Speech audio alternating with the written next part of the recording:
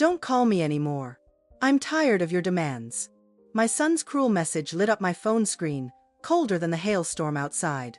I froze, swallowing my tears for 2 whole months just to hold on to the last shred of dignity I had left. But his greed had no limits. The door to my house shook from the pounding fists. My son and daughter-in-law stood there, but not to apologize. They brought along a stranger and demanded I do something unthinkable. But I didn't cry. I didn't scream. My heart turned to stone in that moment. And what I did next made them fear me for the rest of their lives. Want to know how far a mother will go when she's pushed to the edge? Keep watching, you'll find out. Don't call me anymore. I'm tired of your demands. That was the message. It sat there on my phone screen, glowing in the dim light of my living room. There were no emojis, no explanations, just 12 words that felt like a door slamming shut in my face. I did not reply. I did not call back to ask what I had done wrong this time. I simply placed the phone on the coffee table and stared at my reflection in the dark window. I am Maggie. I am 58 years old. And for the first time in my life, I decided to listen to my son. I gave him exactly what he asked for. Silence. 2 months passed. The silence was heavier than I expected. It filled the hallways of this big 4-bedroom house in the suburbs. This house used to be full of noise, running feet, laughter, arguments over which TV channel to watch. Now, the only sound was the hum of the refrigerator and the ticking of the grandfather clock in the foyer. I tried to stay busy. I gardened. I volunteered at the local library on Tuesdays. I told myself that this was simply the next phase of life, the empty nest, the time for tough love. Then, the phone rang. It was a Tuesday afternoon. I saw the name Leo on the caller ID. My heart did a little jump. A mother's heart is a treacherous thing. It forgives before the brain even has time to process the hurt. I answered. Hello? Mom. Leo's voice was rushed. No greeting. No apology for 2 months of silence. I need help with the rent. Just this once. The landlord is threatening to evict us. I closed my eyes. I took a deep breath. I gripped the phone tighter. Leo, I said, keeping my voice steady. You are 38 years old. You have a degree. You have a wife. I cannot keep paying for your life. But Mom. No, I cut him off. I love you, but I am done enabling you. You need to figure this out. Both of you. I hung up. My hands were trembling, but not from fear. They trembled from the adrenaline of finally standing up for myself. I felt proud. I thought I was teaching him a lesson. I thought I was being a good mother by forcing him to grow up. I had no idea that I had just signed the declaration of war. The rain started the next morning. It was one of those cold, gray storms that wash over the Midwest in late October. The sky was the color of a bruise. The wind whipped the oak trees in the front yard, sending wet leaves plastering against the living room window. I was making tea when the doorbell rang. It was sharp, urgent. I wasn't expecting anyone. I wiped my hands on my apron and walked to the door. Through the frosted glass, I saw silhouettes. 3 of them. I unlocked the deadbolt and pulled the door open. A gust of cold wind blew in, chilling my ankles. Leo stood there. He was wearing his old college hoodie, the hood pulled up against the rain. He wouldn't look at me. He was staring at his sneakers, shifting his weight from foot to foot. Next to him was Bella, my daughter-in-law. She looked impeccable, as always. Her raincoat was belted tight. Her blonde hair was smoothed back, not a strand out of place despite the wind. And behind them stood a stranger, a man in a sharp black suit. He held a leather briefcase against his chest like a shield. Leo? I asked. What is this? They didn't wait to be invited. Bella stepped forward, forcing me to step back into the foyer. They marched in, bringing the smell of damp earth and something sterile, like a hospital waiting room, into my home. We need to talk, Mom, Bella said. Her voice was soft. Too soft. It was the voice one uses for a frightened animal or an unruly child. Who is this? I pointed at the man in the suit. This is Mr. Henderson, Bella answered. He is a notary. A notary? Why do you need a notary? My heart began to hammer against my ribs. Something was wrong. The air in the room felt suddenly thin. I looked at Leo, begging him to say something. To look at me. Leo? I whispered. He finally looked up, his eyes were red-rimmed. He looked exhausted. "Just listen to Bella, Mom, please." Bella motioned to the dining room table. "Sit down, Mom." It wasn't a request. I remained standing. This was my house. I paid the mortgage. I picked out the paint on these walls. I would not be ordered around in my own home. "Tell me what is going on," I said. My voice was harder than I felt. The man in the suit, Mr. Henderson, stepped forward. He placed his briefcase on my polished mahogany table. The click of the latches opening sounded like gunshots in the quiet room. He pulled out a document. It was thick. Several pages stapled together. He slid it toward me. I looked down. The bold letters at the top of the page seemed to vibrate. Durable power of attorney. I frowned. I looked closer. I saw my name, Margaret Sullivan. I saw the words incapacitated and cognitive decline. I felt the blood drain from my face. My knees went weak, and I had to grab the back of a dining chair to keep from falling. "What is this?" I asked. I could barely hear my own voice over the rushing sound in my ears. "It's for your own good, Mom," Bella said. She walked around the table and stood close to me. Too close. I could smell her perfume. It was expensive and cloying. "Leo and I have been so worried about you." "Worried?" I laughed, a short hysterical sound. "You haven't spoken to me in 2 months. That's because you've been difficult," Bella said, shaking her head sadly. She looked at the notary, then back at me. "You've been forgetting things, Maggie. Important things. The neighbors are talking. They say you wander around the yard at night. They say you leave the stove on." "That is a lie," I snapped. "I have never done those things." "See?" Bella turned to Leo. "She's getting agitated again. Typical symptom." I looked at Leo. "Leo, tell her to stop. This is insane." "I am perfectly fine." Leo bit his lip. He looked at the paperwork, then at the floor. "Mom, maybe it's better this way. The house is too much work for you. The bills. You know you get confused with the bills." "I refused to give you money yesterday," I said slowly, connecting the dots. The realization hit me like a physical blow to the stomach. That's what this is about. Because I said no. "You see?" Bella sighed. "Paranoia, another symptom." She picked up a pen from the table, a heavy, expensive-looking pen. She held it out to me. "Just sign it, Mom. We will take care of everything. We will manage the accounts. We will manage the house. You won't have to worry about a single thing anymore. We are doing this because we love you." I looked at the pen. Then I looked at the paper. If I signed that, I ceased to be a person. I became a ghost in my own life. They would control my bank accounts, my retirement fund, this house. Everything my late husband and I had built for 40 years would belong to them. I looked at Bella. Her face was a mask of concern, but her eyes were ice cold. There was no love there. There was only calculation. She was looking at me the way a butcher looks at a piece of meat, deciding where to make the first cut. "And if I don't sign?" I asked. The man in the suit spoke for the first time. His voice was dry, lacking any emotion. "Mr. and Mrs. Sullivan have prepared statements from neighbors and a preliminary assessment. If you do not sign voluntarily, they will petition the court for a conservatorship. That process is very public and very expensive for you. A trap." They had built a trap right here in my dining room. While I was gardening and volunteering at the library, while I was missing my son and worrying about his rent, they were building a cage for me. The rain hammered against the roof.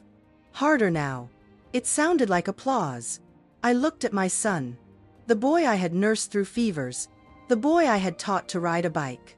The boy I had forgiven 1,000 times. He was gone.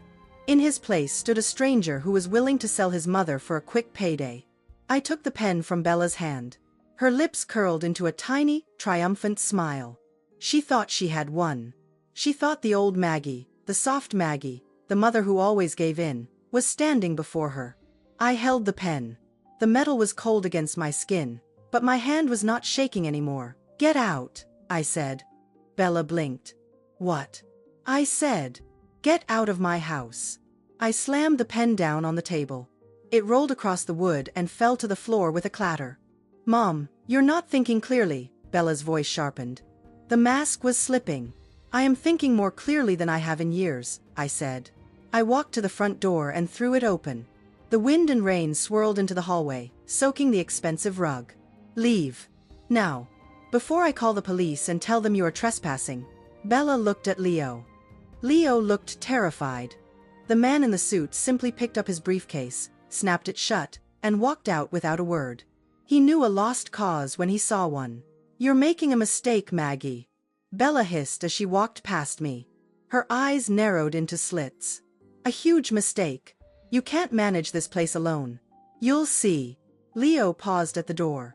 He looked at me, his mouth opening as if to speak. Go, I said. He stepped out into the rain. I slammed the door. I threw the deadbolt. Then I engaged the chain lock. I backed away from the door, my chest heaving. The house was silent again, save for the storm outside. But the silence felt different now. It wasn't empty, it was heavy with threat. I walked back to the dining room table. The document was still there. They had left it. Durable power of attorney. I stared at the papers. And then, for the first time since my husband died, I felt true, unadulterated fear. They weren't just asking for money anymore. They were coming for my life. And they would be back. Click. The deadbolt slid home.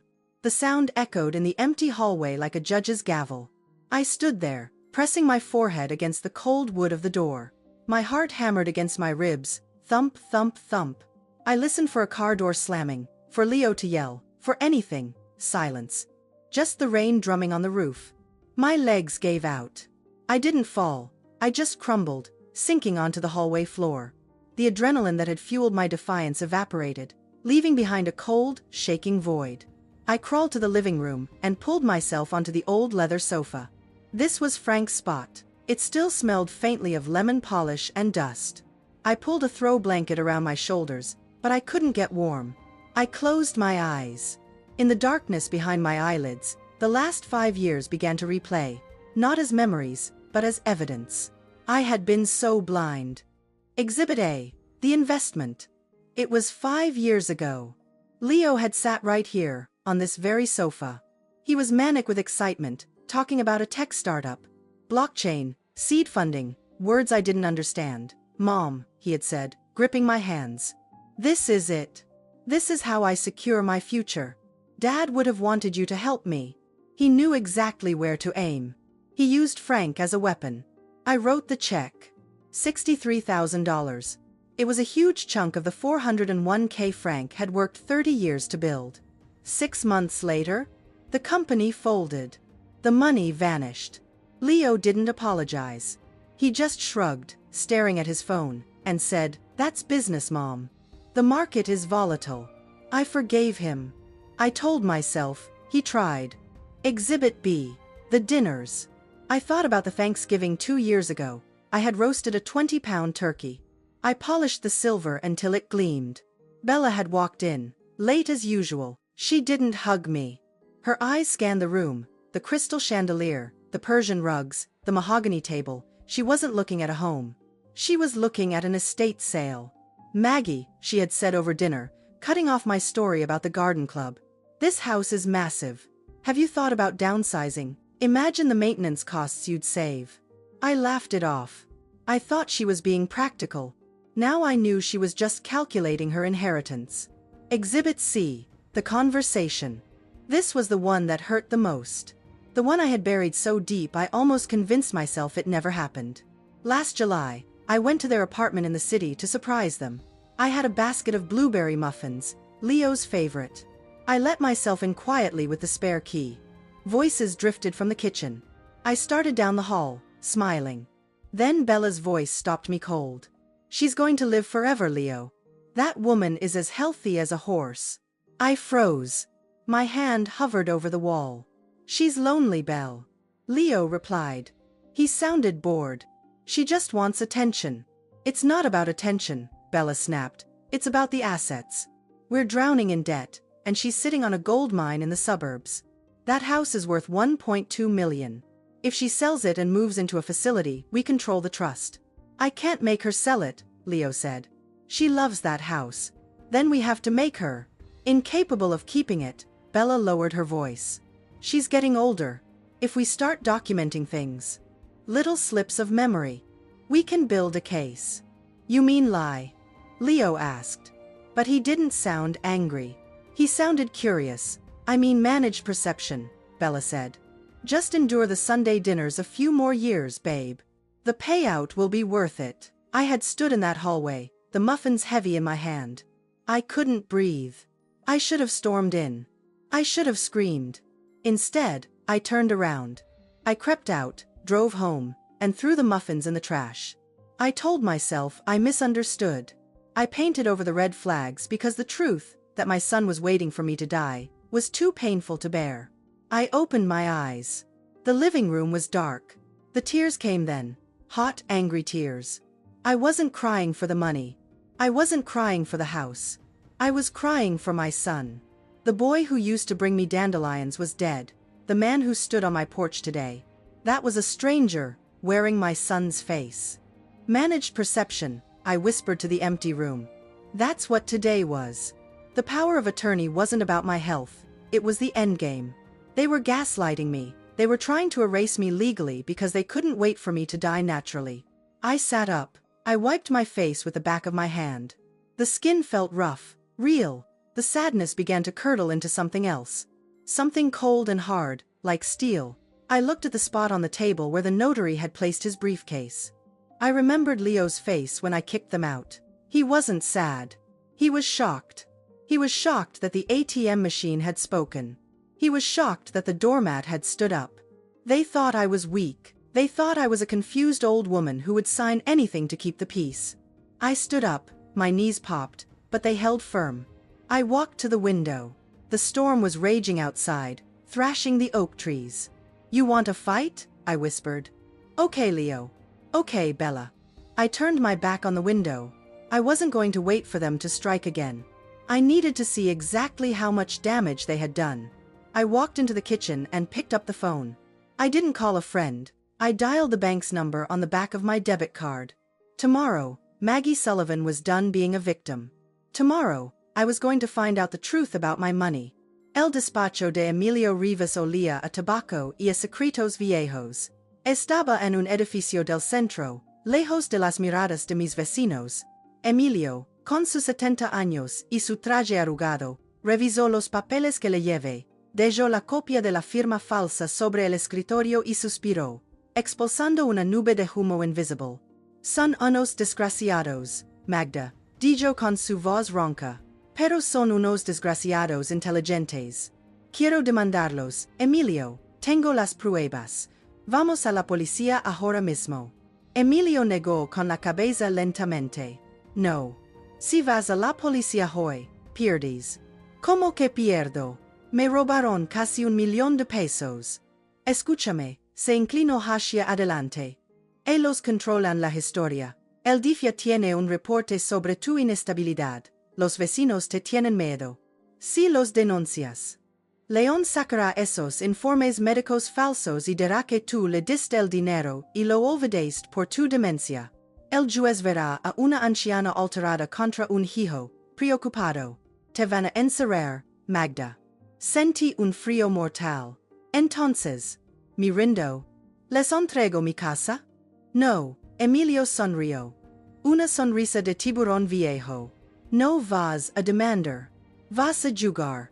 Ellos te declararon la guerra con mentiras. Tú vas a ganar con la verdad, pero disfrazada. Sacó una joya de papel. Magda, en la guerra no gana el más fuerte.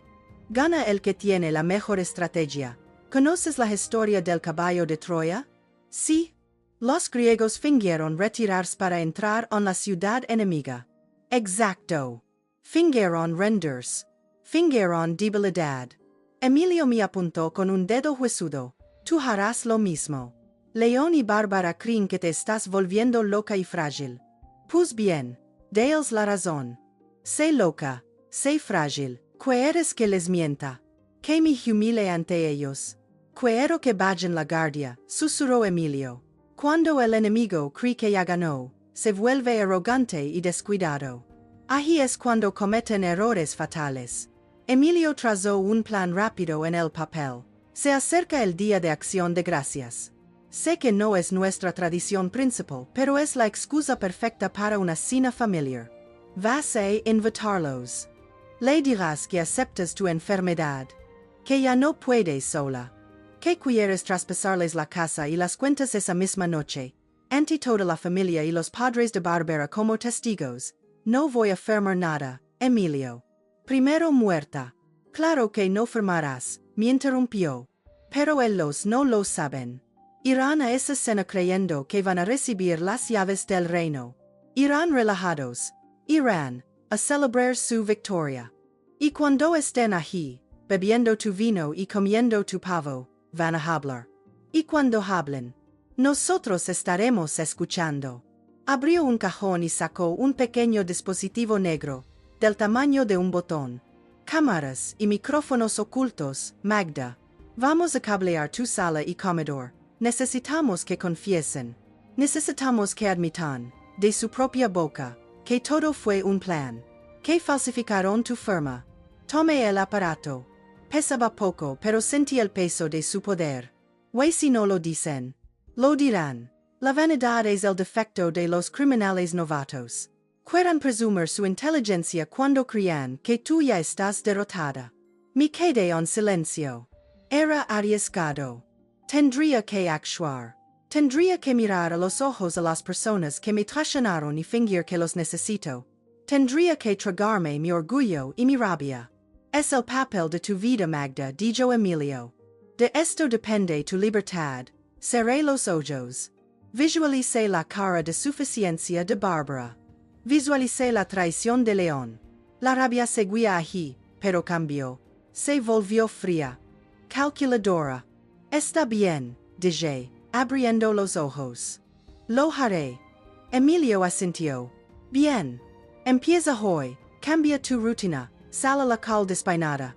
Que los vecinos te ven hablar sola. Si vas a la tienda, confúndete con el cambio. Construye el personaje. Que el rumor se vuelva realidad a los ojos de todos. Me levanté. Mis piernas ya no temblaban. Me sentía diferente. Ya no era la víctima acorralada, ahora era una espía. Una actriz en una misión de vida o muerte. Yo me encargo de la instalación técnica, dijo Emilio. Tengo un detective privado de confianza. Pondremos cámaras hasta en las lámparas. Tendrás video y audio en alta definición. Será su propia boca la que los condene.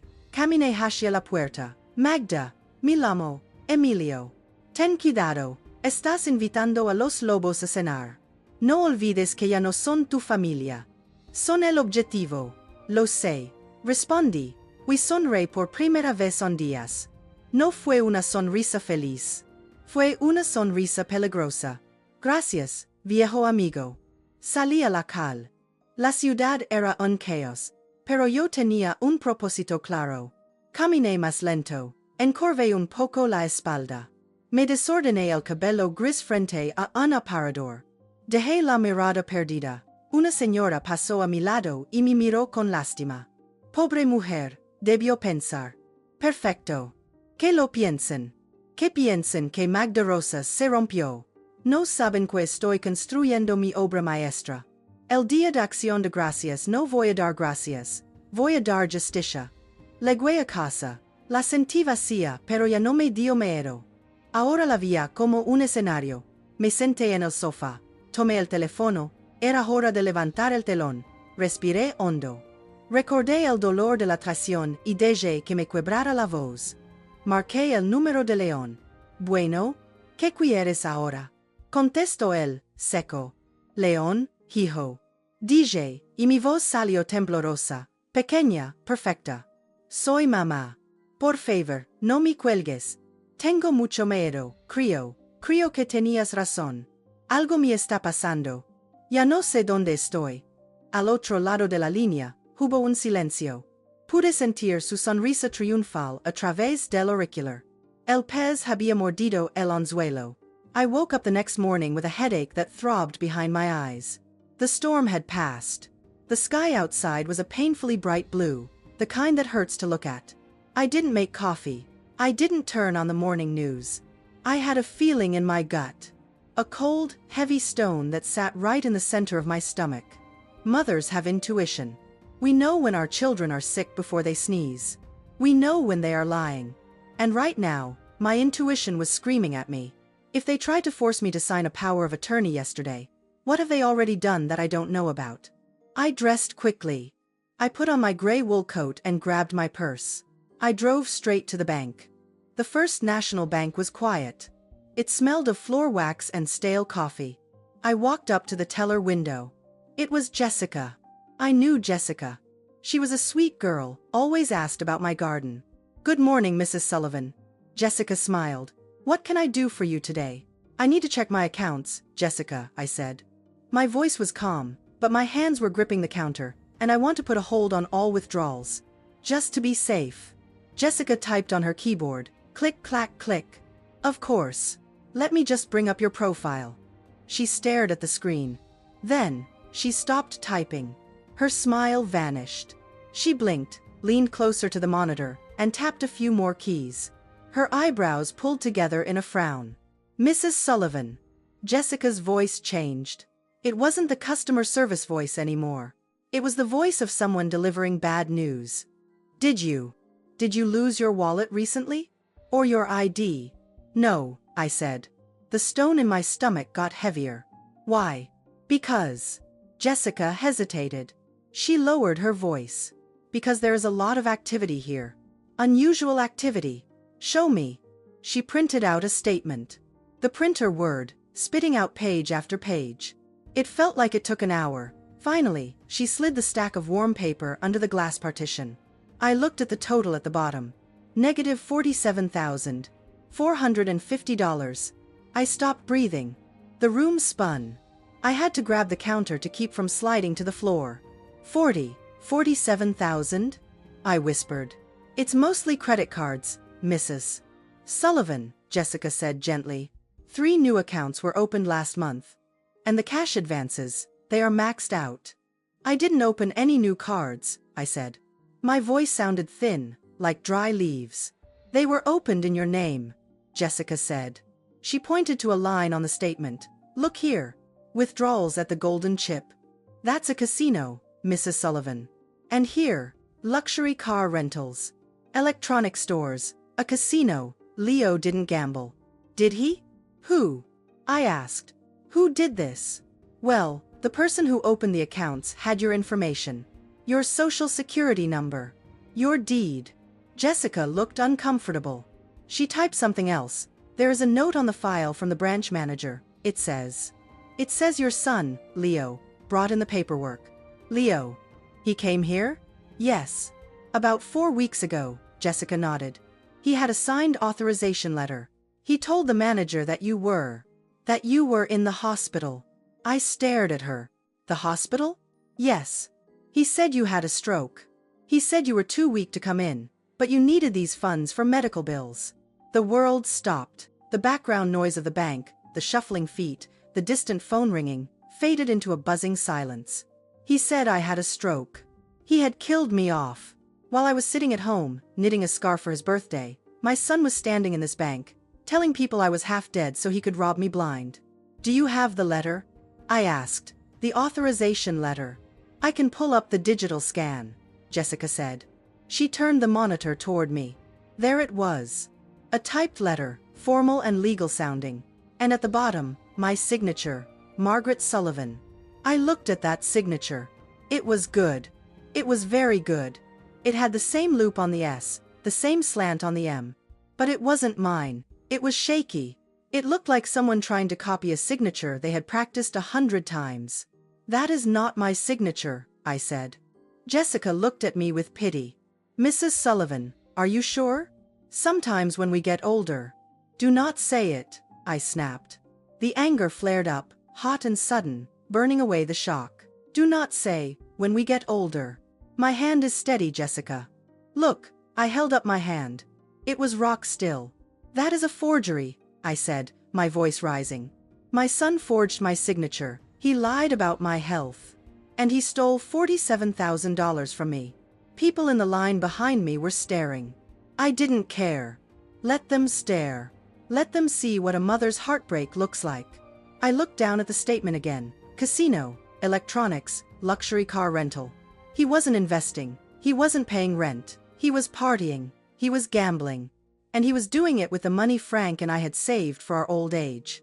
Suddenly, the pieces fit. The power of attorney yesterday wasn't the beginning of the plan. It was the cover-up. They needed to control my finances legally before the bank statements arrived in the mail.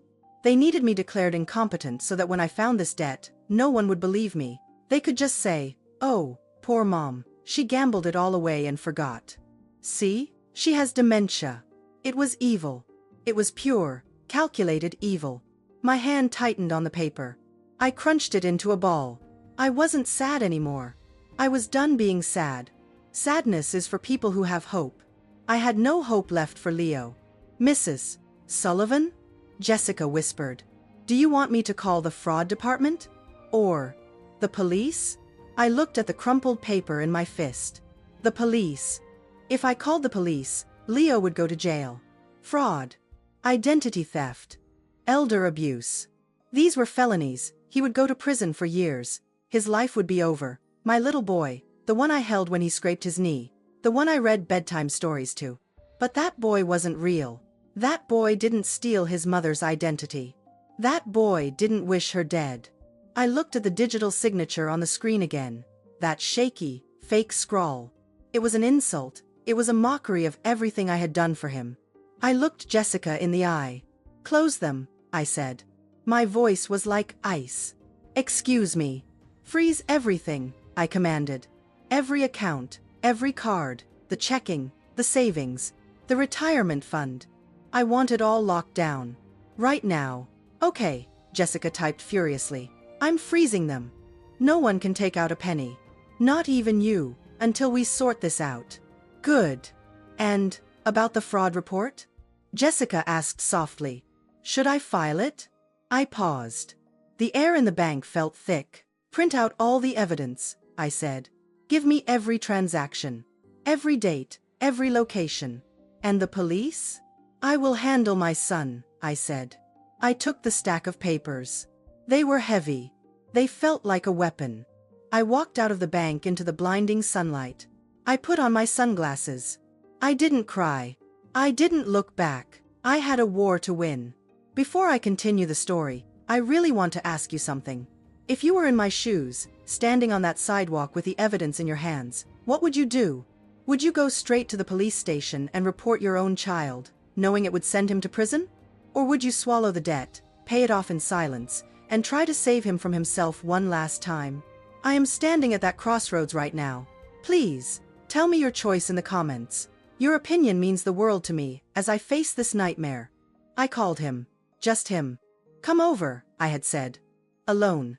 Leave Bella at home. I wanted one last chance to be wrong. I sat in the armchair by the window, watching the driveway. The envelope from the bank sat on the coffee table. It was thick and heavy, like a brick. Inside were the statements, the dates, the locations, and the forgery. I wasn't angry anymore. I was desperate. Part of me, the mother part, the part that remembered him as a toddler with a skinned knee, was making excuses for him. "It's Bella," I told myself. "She manipulated him. She pressured him. He's weak, yes, but he's not evil. If I show him the proof, he will break down. He will cry. He will say he's sorry." I clung to that hope. It was the only thing keeping me upright. Leo's car pulled into the driveway. He got out slowly. He didn't look worried. He looked annoyed. He walked up the path, checking his watch. When he entered the living room, he didn't kiss me. He didn't take off his coat. "Make it quick, Mom," he said, remaining standing. "Bella is waiting for me. We have dinner plans." "Sit down, Leo," I said. "I prefer to stand." "Sit down." My voice wasn't loud, but it had a weight to it that he wasn't used to. He blinked, surprised, and sank onto the edge of the sofa. I didn't waste time. I reached out and slid the envelope across the mahogany table. It stopped inches from his hand. "Open it," I said. He sighed, rolling his eyes like a teenager asked to do homework. He opened the flap and pulled out the stack of papers.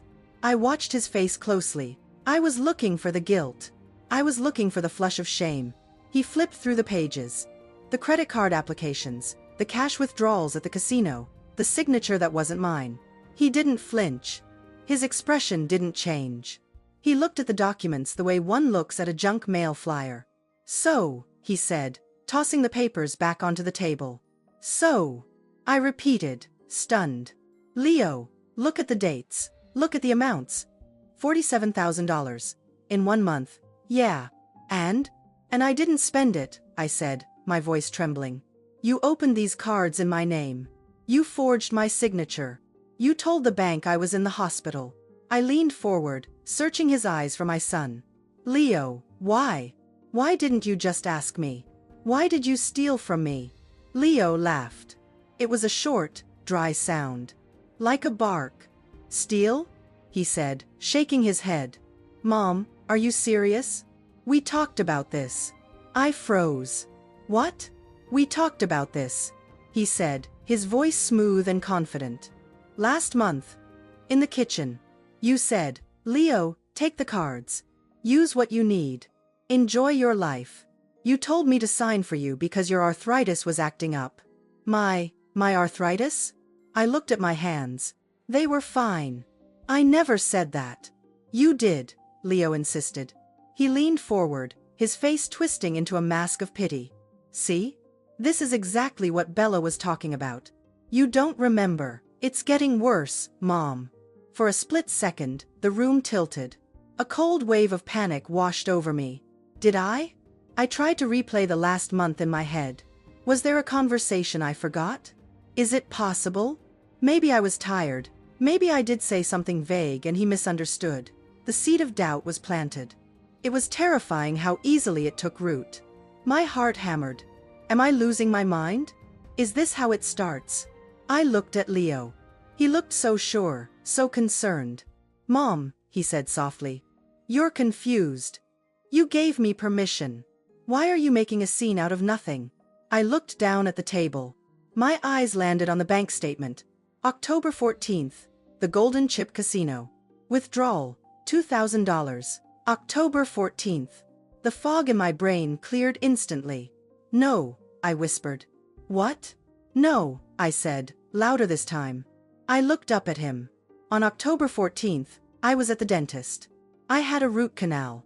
I was in the chair for 3 hours. I couldn't even speak, let alone tell you to go to a casino. Leo's face hardened. The fake concern evaporated. "And I hate gambling," I continued, my voice gaining strength. "I have never set foot in a casino in my life." "You are lying, Leo. You are gaslighting me." I stood up. "I wanted to give you a chance. I wanted to believe you made a mistake. But you are looking me in the eye and lying to my face." I pointed a shaking finger at the door. "I am going to the police. I am reporting the fraud. And I am pressing charges." Leo didn't move. He didn't panic. He sat back on the sofa and crossed his arms. A slow, cruel smile spread across his face. It was a smile I had never seen before. It belonged to a predator. "Go ahead," he said. I stared at him. "What?" "Call them," Leo challenged. "Call the police. Tell them your son stole from you." "I will." "And do you know what I will tell them?" Leo asked. His voice dropped to a whisper, intimate and menacing.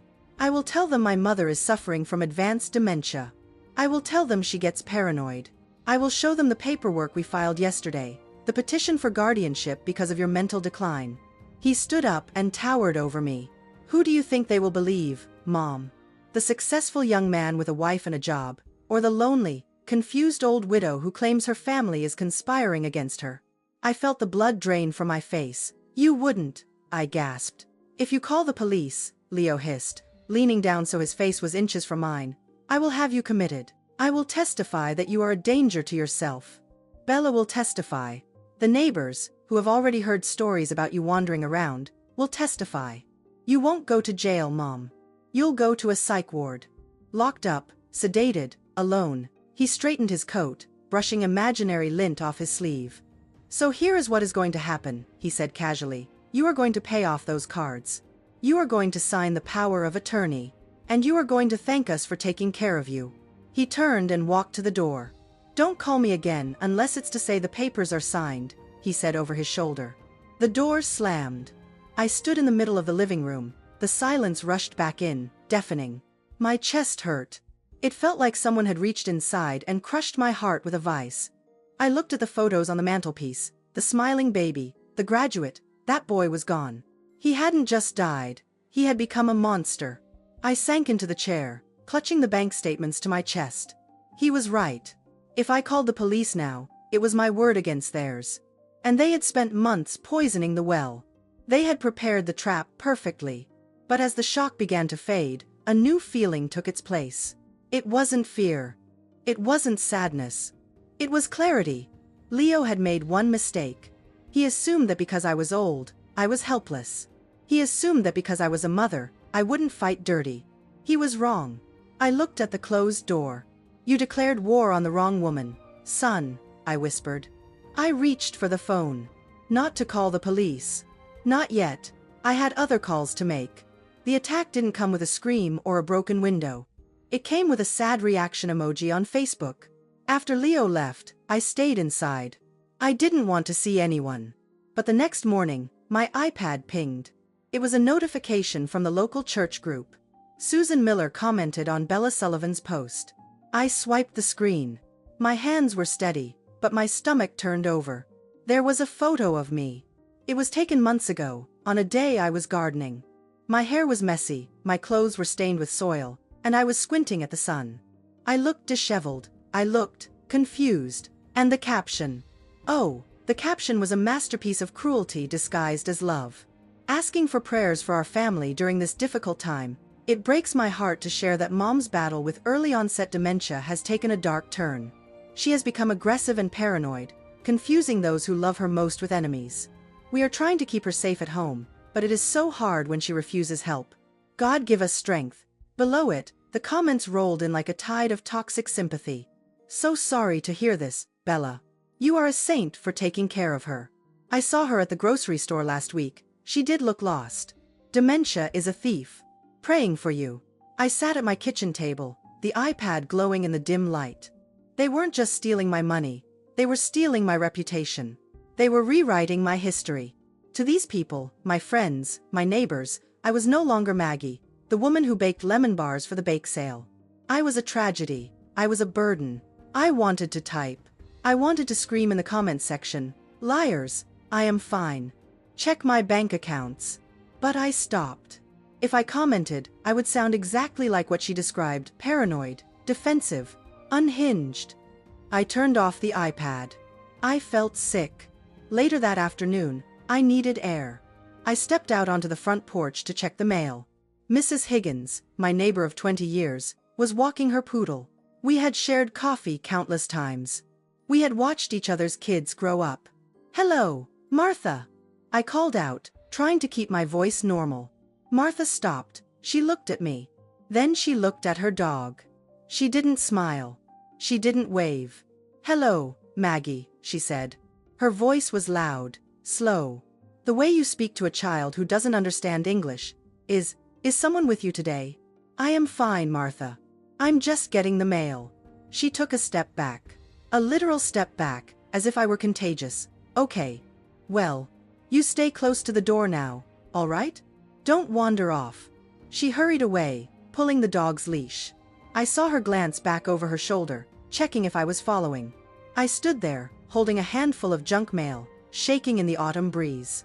I was a pariah in my own driveway. Bella had done her work well.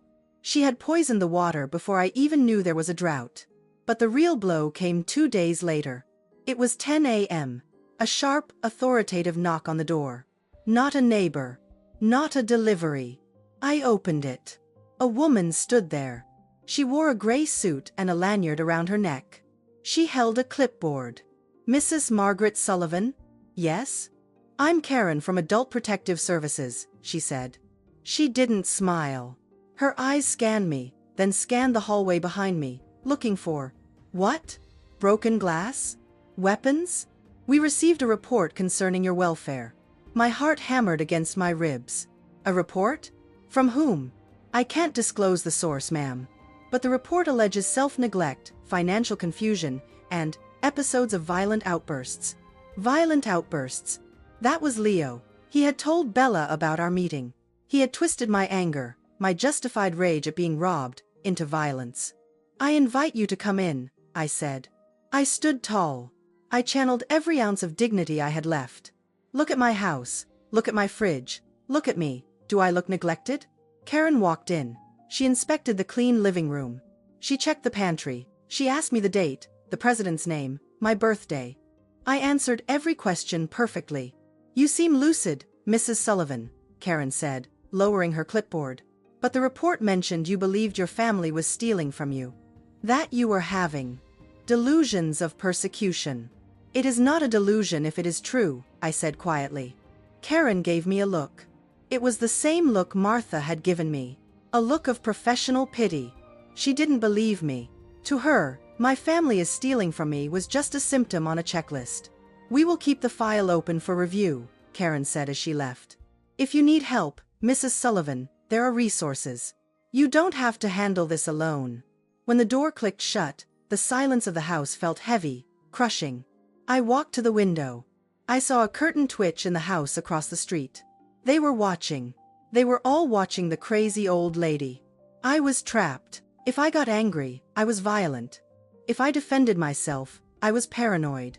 If I stayed silent, I was compliant. Leo and Bella had built a prison without bars. They had isolated me from my community, my friends, and now, the authorities. They stripped me of my credibility so that when they finally made their move to take the house, no one would object. Everyone would nod and say, "It's for her own good." I sat on the floor of the hallway, my back against the wall. I pulled my knees to my chest. For the first time in 60 years, I felt small. I felt invisible. The house, once my sanctuary, now felt like a coffin. And the soil was being shoveled on top, one Facebook comment at a time. Being misunderstood by strangers is painful. But being painted as insane by your own children, that is a special kind of hell. It cuts deeper than any knife. Have you ever tried to speak the truth, but everyone around you had already decided you were wrong? Have you ever felt that screaming frustration of being silenced? If you understand this loneliness, please leave a comment below. Share your story. Knowing I am not alone gives me strength. I waited until Tuesday. Tuesdays were when Bella took her yoga class, and Leo was at work. The neighborhood was quiet. I put on my raincoat, pulled a scarf over my head, and slipped out the back door. I didn't take my car. They might be tracking the mileage. Instead, I called an Uber and had it pick me up 2 streets over. I wasn't going to the doctor. I wasn't going to the grocery store. I was going to see Arthur Vance. Arthur had been Frank's best friend since law school. He was retired now, 70 years old, living in a brownstone on the edge of town. His house smelled of pipe tobacco, old leather, and dust. It was the smell of safety. I sat in his study, the heavy oak door closed against the world. On his desk, I laid out everything. The bank statements, the forged signature, the printed Facebook screenshots, and, most importantly, a fresh letter from Dr. Evans, my neurologist, dated yesterday. Patient is fully cognizant. No signs of dementia. No cognitive decline. Arthur read everything in silence.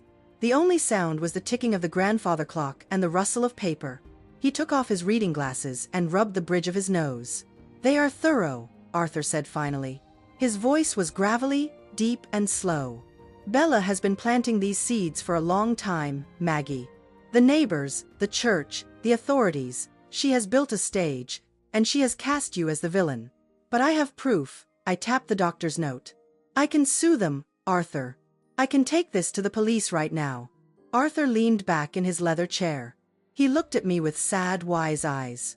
"You can," he said. "And what happens then?" "Leo gets arrested. Bella claims she knew nothing about the forgery. She paints herself as the victim of a lying husband and a crazy mother-in-law. She walks away clean, and Leo, he goes to prison, but the shame, the scandal, it drags on for years in court, and meanwhile, they have frozen your assets.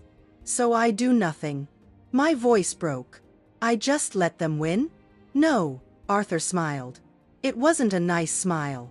It was a shark smile. "We don't fight them with the truth, Maggie. Not yet. The truth is boring. The truth is defenseless against a good lie." He leaned forward, his elbows on the desk. "You are going to use the oldest trick in the book," Arthur whispered. "The Trojan horse. I don't understand.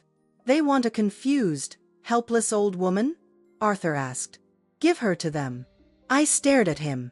You want me to pretend? I want you to give the performance of your life, Arthur said.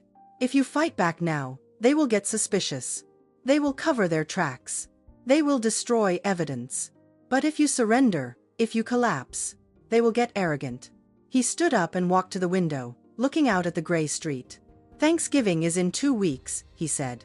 It is the perfect setting, a family holiday. Emotions are high, guards are low. He turned back to me. Here is the plan. You call Leo tomorrow. You sound weak, you sound defeated. You tell him that the doctor... Well, you lie. You tell him the doctor agreed with them. You tell him you are scared, and you are ready to sign the house over to them because you can't manage it anymore. I can't do that, I whispered. I can't look Bella in the eye and let her think she won. You have to, Arthur said firmly. You invite them for Thanksgiving dinner. You invite Bella's parents. You make it a big occasion. You tell them you will sign the papers over dessert. And then, Arthur opened a drawer and pulled out a small black box. We catch them. He placed the box on the desk. It was a tiny, high-definition camera. We will wire the dining room, Arthur explained. We will record everything. When they think they have won, they will talk. Bella will brag. Leo will admit to the forgery because he thinks you are too far gone to understand. We need them to say it out loud. We need undeniable proof of conspiracy and coercion. I looked at the small black camera. It looked like a cold, unblinking eye. A trap, I said. A trap. Arthur agreed. You lure them in with the promise of money. And when they step inside, you slam the gate. I sat there for a long time. I thought about the humiliation of the last week. The way the neighbors looked at me. The way Leo sneered at me. To defeat a monster, you have to step into the dark. I reached out and took the camera. It felt heavy in my hand. Okay, I said. Good. Arthur nodded. Now, show me. Show you what? Show me the confused old woman, Arthur commanded. Slump your shoulders. Make your hands shake. Let your mouth hang open a little. If you want to save your life, Maggie, you have to kill your pride. I stood up. I took a deep breath. I let my shoulders drop. I let a tremors travel down my right arm. I softened my face, letting my eyes go vague and watery. I looked at Arthur, but I looked through him, the way I had seen dementia patients do. Arthur, I said, my voice wavering, high and thin. Where did I put my tea? Arthur watched me closely. For a second, he looked genuinely alarmed. Then, a slow grin spread across his face. Perfect, he whispered, absolutely lethal. I straightened up, the trembling stopped. The fog cleared from my eyes. I will call Leo tomorrow, I said, my voice back to normal, but colder than before. I will tell him I am ready to give up. Arthur walked me to the back door. Be careful, Maggie, he warned. Once you start this play, there is no intermission. You have to stay in character until the trap snaps shut. Don't worry, Arthur. I buttoned my coat. I raised an actor. I know how the show works. I walked out into the cool autumn air. The sun was setting, casting long, dark shadows across the pavement. I wasn't afraid anymore. I had a script, I had a director. And in 2 weeks, the curtains would rise on the final act. Leo and Bella wanted a tragedy? I was going to give them a thriller. Wednesday evening, 7 p.m. The house was quiet. I sat in the armchair by the phone, a script written on a notepad in my lap. Arthur had helped me draft the bullet points, but the delivery, that was all up to me. I took a deep breath. I held it for 4 seconds, then let it out slowly. I needed to sound smaller, older, broken. I dialed Leo's number. Hello? He answered on the second ring. His voice was guarded, impatient. Leo? I let my voice quaver. I added a little breathless wheeze at the end. It's Mom. Mom? The tone shifted instantly. He sounded wary. Everything okay? You haven't called in days. I know, I whispered. I've been thinking about what you said. I paused. I let the silence stretch just long enough to be uncomfortable. I'm tired, Leo, I continued. The house, it's too big. The storm the other night, the roof leaked a little, and I just sat there crying because I didn't know who to call. You were right. I was? Leo asked. I could hear the excitement rising in his voice. Yes, my memory, it's not what it used to be. I got lost in the pantry yesterday. I'm scared, Leo. I don't want to be a burden. Oh, Mom, Leo cooed. It was the fakest sound I had ever heard. You're not a burden. We just want to help you. I know, I sniffled. I'm ready to sign, Leo. The house, the accounts, everything. I just want to rest. That is the best decision, Mom.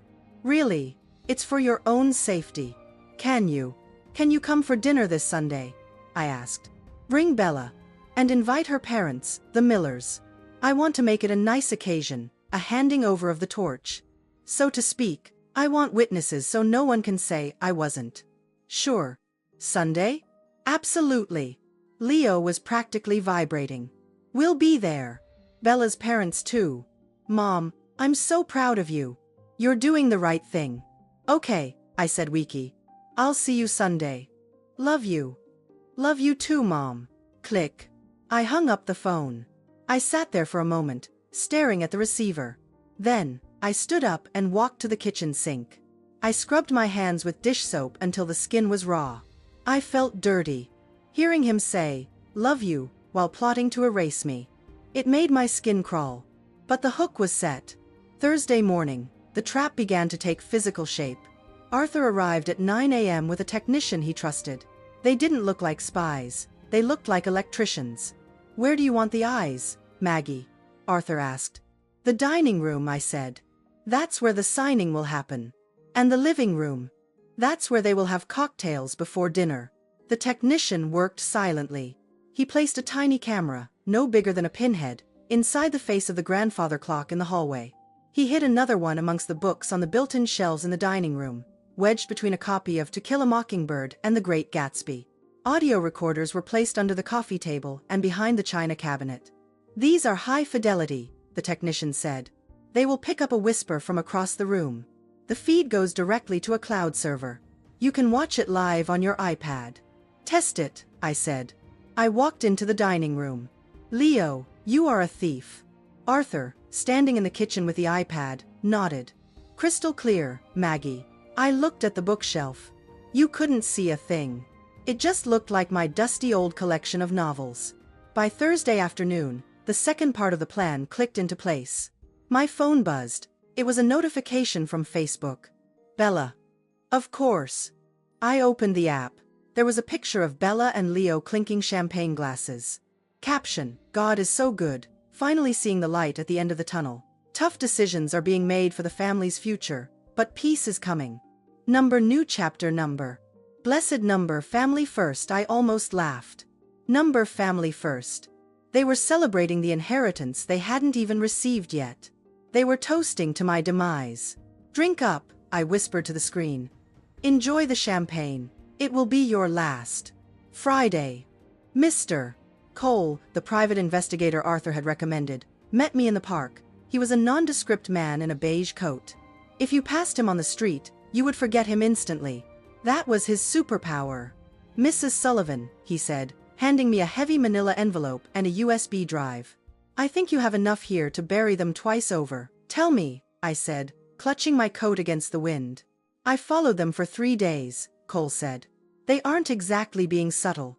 They went to a luxury car dealership on Wednesday, right after you called your son. Did they buy anything? Not yet. But they put a deposit down on a Porsche Cayenne. Using a check. A check? From which account? Yours, Cole said. They forged it in the dealership office. I got a photo of them signing it through the glass window. He showed me the picture. It was grainy, but clear enough. Leo, head bent over a desk, pen in hand. Bella pointing at the brochure, smiling. And there is this.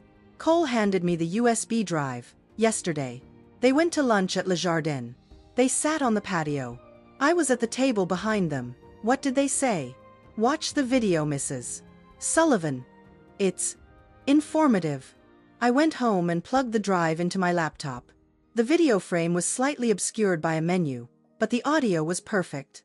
Bella's voice. So, once she signs on Sunday, how fast can we move her? Leo's voice. We have to wait a few weeks. Make it look natural. We can't just dump her in a home the next day. Bella, I don't want to wait, Leo. I want to renovate the kitchen before Christmas. That old wallpaper smells like death. And her room. We need to gut it. Turn it into a guest suite for my parents. Leo. Okay. We'll look at the Sunset Meadows facility on Monday. It's cheap, state-funded, it smells like bleach, but it's secure. She won't be able to leave. Bella, laughing, as long as she doesn't check the bank balance before Sunday, we are golden. Can you believe she bought the I'm tired act? She's so pathetic. I paused the video. State-funded. Smells like bleach. They weren't planning to put me in a nice retirement community. They were planning to dump me in a warehouse for the indigent so they could save money for a kitchen renovation. I closed the laptop. I sat in the silence of my smelly kitchen. I didn't cry. I was past crying. The last drop of maternal affection I had for Leo evaporated in that moment. Pathetic. I repeated Bella's word. I stood up and walked to the oven. I needed to check the turkey for Sunday. I needed to polish the silver. I needed to iron the tablecloth. I moved with mechanical precision. Every wipe of the cloth was a stroke of war paint. Every polished fork was a weapon. By Saturday night, the house was ready.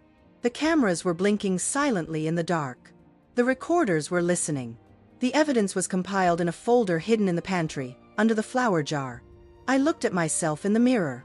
I practiced my weak old lady face one last time. Shoulders down, eyes vacant, hands trembling. You are ready, Maggie, I told my reflection. The trap was set, the cheese was in place, and the rats were hungry. Sunday was going to be a bloodbath. And I couldn't wait. The trap is set. The greedy are marching happily toward their doom, thinking they are about to win the jackpot. Do you have that feeling of anticipation? The one where you just can't wait to see the look on someone's face when the curtain falls? Are you ready to see Bella and Leo get exactly what they deserve? Comment I am waiting for justice below to give me strength for the final showdown. Now, let's continue with the story. The dining room smelled of roast turkey, sage stuffing, and expensive perfume. I sat at the head of the table. My hands were resting on the tablecloth, trembling slightly. It was a performance, of course. My hands were actually steady, but I needed them to see the shake. I needed them to see the weakness one last time. The cast was assembled. To my right sat Leo and Bella. They were practically vibrating with anticipation. Bella kept touching her diamond necklace, a necklace I knew she had bought with my credit card last week. Across from them were the Millers, Bella's parents. They were smiling that tight, pitying smile people reserve for the dying. So sad to see her like this, Mrs. Miller whispered loudly to her husband, thinking I couldn't hear. But at least the kids will take care of the estate. And at the far end of the table sat Arthur. He wore his best gray suit. He looked like a statue. He was introduced as my old friend, there to witness the transition. He hadn't said a word all night. He just ate his peas and watched. Mom, Bella said, her voice dripping with syrup, are you done with your turkey? We should get to the important part of the evening. Before you get too tired. She didn't wait for an answer. She snapped her fingers at Leo. Get the briefcase, honey. Leo jumped up. He pulled the thick stack of papers from his bag and cleared a space on the table, pushing aside the gravy boat. Here we go, Mom, Leo said. He placed the pen in my hand. Just sign where the sticky notes are. We'll handle the rest. The room went quiet. Even the neighbors I had invited, Mrs. Higgins and Mr. Davies, leaned in. They looked uncomfortable. They thought they were watching a tragedy. I looked at the paper, deed of transfer. I looked at the pen. I looked at Bella.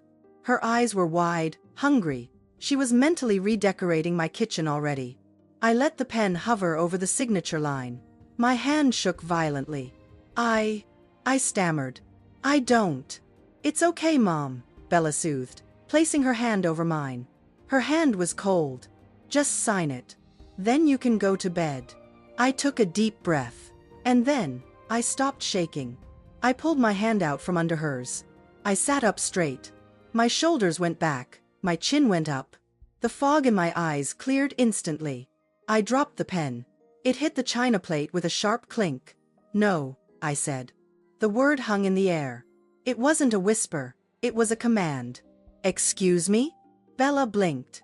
Mom, don't be difficult. We discussed this. We didn't discuss anything, I said. My voice was clear, strong, and resonant. You discussed it. I just listened. I picked up the remote control that had been hidden under my napkin. Arthur, I said. Connect the feed. Arthur nodded. He tapped his tablet. The large flat-screen TV on the wall, which had been displaying a digital fireplace loop, suddenly turned black. Then, a video appeared. It was grainy, taken from a low angle at a restaurant table. But the audio was crystal clear. Bella's voice filled the dining room. I don't want to wait, Leo. I want to renovate the kitchen before Christmas. That old wallpaper smells like death. Mrs. Miller gasped. Bella froze. Leo's voice, we'll look at the Sunset Meadows facility on Monday. It's cheap, state-funded. It smells like bleach, but it's secure. Bella's voice, can you believe she bought the I'm tired act? She's so pathetic. I pressed pause. The image of Bella laughing, her mouth open in a cruel sneer, froze on the screen. The silence in the room was absolute. You could hear a pin drop. I stood up. I wasn't a frail old woman anymore. I was the matriarch. I was the owner of this house. Pathetic, I repeated, looking directly at Bella. That is what you called me. This is illegal. Bella shrieked, jumping up. Her face was red, her composure shattered. You recorded us? That's illegal. Actually, Arthur spoke up, his voice calm and deep. In this state, recording a conversation in a public place where there is no expectation of privacy is perfectly legal. And the recording inside this house? Well, Maggie owns the house. She can record whatever she wants. Shut up, Bella screamed. She looked at her parents, who were staring at her in horror. Mom, it's not what it looks like. She edited it. She's crazy. Am I? I reached under the table and pulled out the manila envelope from the bank. I threw it onto the table. The photos of the forged checks slid out, fanning across the white tablecloth like a losing hand of cards. Here is the statement from the Golden Chip Casino, I said, pointing at Leo. $2,000. October 14th. Leo shrank back in his chair. He looked like a child caught stealing candy. Here is the check for the Porsche, I continued, my voice rising. Signed by Margaret Sullivan. But I was at the library that day. And this signature? I picked up the forged document and held it up to the light. It's a sloppy fake, just like your love for me. I looked around the table. I looked at my neighbors, who were now looking at Leo and Bella with disgust. I looked at the Millers, who were pale with shame. I may be old, I declared, my voice shaking the crystal glasses on the table. I may be lonely sometimes. But I am not stupid, and I do not raise thieves. You set us up, Leo whispered. Yes, I did, I said, because I needed to know if there was anything left of my son inside that suit. I gave you every chance to confess. I begged you. But you just doubled down. Give me that. Bella lunged. She threw herself across the table, her fingernails aiming for the papers in my hand. A glass of wine shattered. Gravy spilled onto the carpet. Bella, stop, Mrs. Miller screamed. But Bella was feral. Give it to me, you old witch. It's my money. We earned it dealing with your crap. She never reached me. The front door, which Arthur had unlocked remotely moments ago, burst open. Police. Nobody move. 3 officers stormed into the dining room. Their boots were loud on the hardwood floor. The chaos of the dinner party froze instantly. Is everyone all right? The lead officer asked, looking at me. I am fine, officer, I said, smoothing my blouse. But those 2 people are trespassing. And I believe you have a warrant for their arrest regarding identity theft, grand larceny, and conspiracy to commit fraud. Bella Sullivan? The officer walked up to my daughter-in-law. She was panting, gravy splattered on her expensive silk dress. You can't touch me, she hissed. This is a misunderstanding. Turn around, hands behind your back. The click of the handcuffs was the most satisfying sound I had ever heard. Leo Sullivan, another officer, approached my son. Leo didn't fight. He began to cry. A sobbing, wailing sound that was pathetic to hear.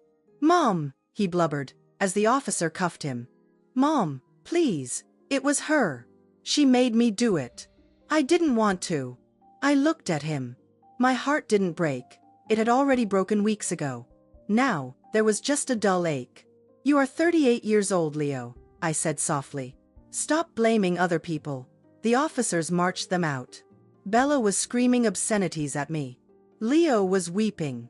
Their parents sat in their chairs, too ashamed to move. The flashing blue lights from the patrol cars outside illuminated the dining room through the window. It looked like a disco. A disco of justice. I looked at Arthur. He raised his wine glass to me. To the performance of a lifetime, he said. I didn't drink.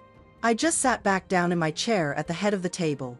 The adrenaline was fading, leaving me tired, but it was a good tired. The house was messy. The dinner was ruined. My family was in handcuffs. But the air was finally clean. The toxicity was gone. I looked at the deed of transfer lying on the table, stained with wine. I picked it up and ripped it in half. Then I ripped it again. And again. I was Maggie Sullivan. And I was going nowhere. The show was over. The audience was silent. The only sound was the static from the police radios and the heavy breathing of my son. They were dragging him out. Bella was already in the back of the first cruiser. I could see her through the window, thrashing against the glass like a trapped bird. But I wasn't looking at her. I was looking at Leo. He had stopped walking. Just before they reached the threshold of the front door, he went limp. The officer holding his arm stumbled. Leo dropped to his knees on the wet doormat. "Mom!" he wailed. It was a sound I hadn't heard since he was 6 years old and broke his arm falling off the swing set. It was raw. It was terrified. "Mom, please!" Leo cried, tears streaming down his face, mixing with the snot running from his nose. He twisted his body, trying to reach back toward me. "Don't let them take me! I'm scared!" I walked to the doorway. The cold wind blew rain into the foyer, soaking the hem of my pants. I stood there, looking down at him. The officer looked at me. "Ma'am, please step back." "One moment, officer," I said. My voice was steady. Leo saw me. He lunged forward. His cuffed hands scrabbled awkwardly at my legs. He pressed his forehead against my shin. "It was her, Mom," he sobbed. "It was all Bella. She made me do it. She said we deserved it. I didn't want to hurt you. I love you, Mom. I'm your son. I'm your baby." My hand twitched. Instinct. That biological primal instinct to bend down, stroke his hair, and tell him everything would be okay. To tell the police it was a mistake. To pay the debt myself. To fix it. I had been fixing his mistakes for 38 years. I fixed his grades in high school. I fixed his credit score in college. I fixed his marriage when he cheated the first time. I looked at the top of his head. I saw the thinning hair. I saw the expensive suit jacket, bought with my stolen money. If I saved him now, I wouldn't be saving him. I would be killing him. I would be confirming that he never had to answer for anything. I slowly reached down. Leo looked up, hope lighting his eyes. He thought I was going to pull him up. He thought the rescue helicopter had arrived. I placed my hands on his wrists, and I peeled his fingers off my leg. One by one. "Mom?" he whispered. The hope died. "You are not a baby, Leo," I said. The wind carried my voice away, but he heard it. "You are 38 years old." I stood up straight. I wiped my hands on my slacks, as if wiping away dirt. A 38-year-old man must take responsibility for his own actions. You chose to sign those checks. You chose to lie. You chose to betray me. But she manipulated me. And you let her, I said simply. Because it was easier than working. Because you are greedy. I looked at the officer. "Take him." "No." "Mom. Mom." The officer hoisted Leo up.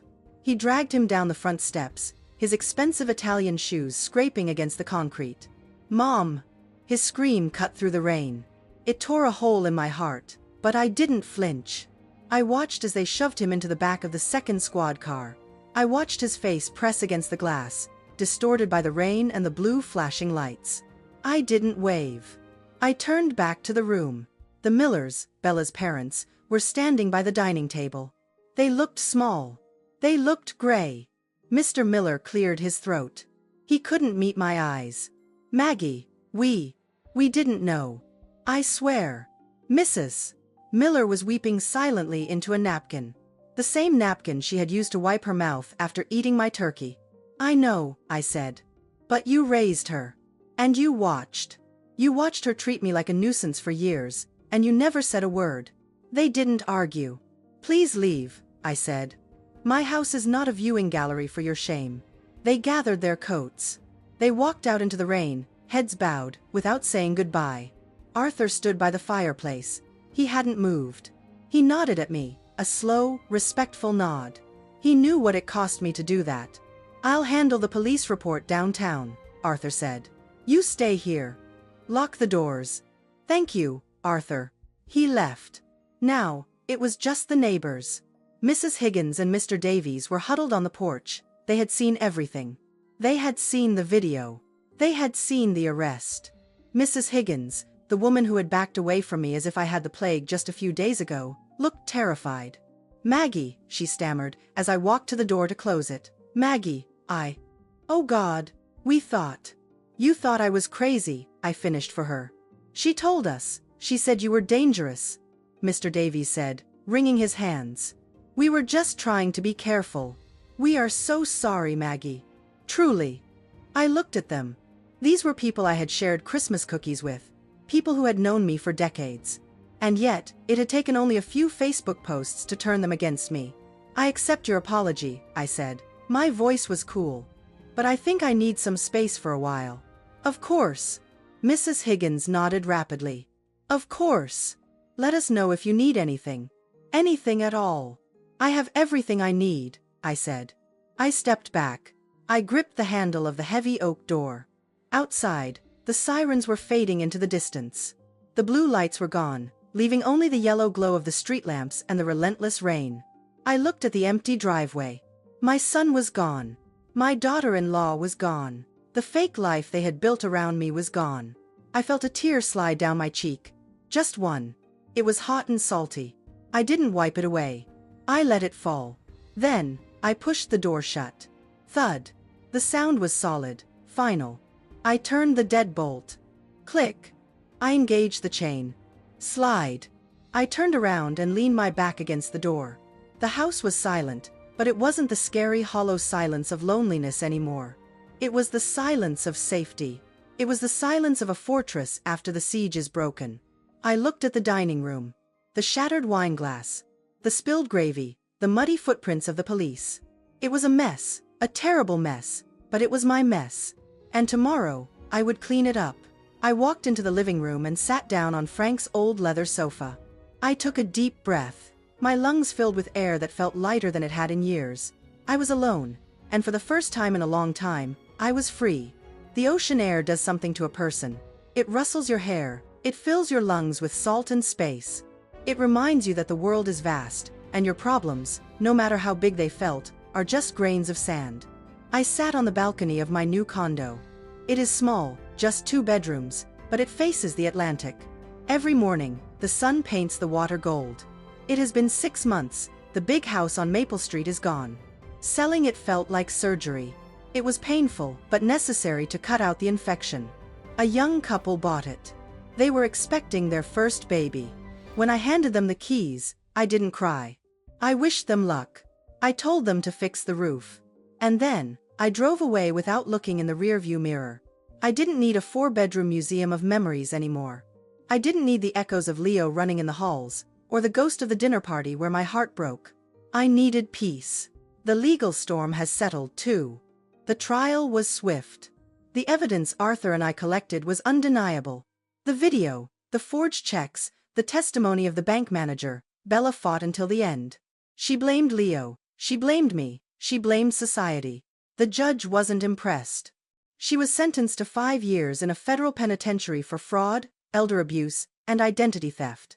And Leo, my son, got 2 years. The judge went lighter on him because of his cooperation and his clean record. But he still lost everything. His job. His reputation. His freedom. I was there when they sentenced him. I didn't look away. I owed him that much respect. When the gavel banged down, he looked at me. He didn't scream this time. He just nodded, a small, sad nod. I think, in that moment, the boy finally started to become a man. I took a sip of my coffee. It was hot and strong. My life is different now. The silence in this apartment isn't lonely, it is full of possibility. I used the money from the house sale wisely. I didn't hoard it. I set up the Frank Sullivan Engineering Scholarship at the local community college. Every year, 3 kids who can't afford tuition will get a chance to build a future. Frank would have loved that. And me? I bought a passport. Next week, I am going to Italy with Arthur and Mrs. Higgins. Yes, even Mrs. Higgins. She apologized a dozen times, and I decided that life is too short to hold grudges against neighbors. We are going to drink wine in Tuscany. I am going to learn to make pasta. I reached into the pocket of my cardigan and pulled out a letter. The envelope was plain white. The stamp was stamped Correctional Facility. It arrived yesterday. I unfolded the paper. The handwriting was neat, but small, humble. Dear Mom, I don't expect you to write back. I don't deserve it. I just wanted you to know that you were right. About everything. Being in here. It woke me up. I'm working in the library now. I have a lot of time to think. I am sorry I lost you. I am sorry I lost myself. I hope one day, when I get out, I can earn the right to call you Mom again. Love, Leo. I ran my thumb over the ink. 6 months ago, I would have rushed to the prison. I would have put money in his commissary account. I would have written back instantly, telling him he was forgiven. But I am not that Maggie anymore. I folded the letter carefully. I didn't tear it up. It wasn't a lie this time.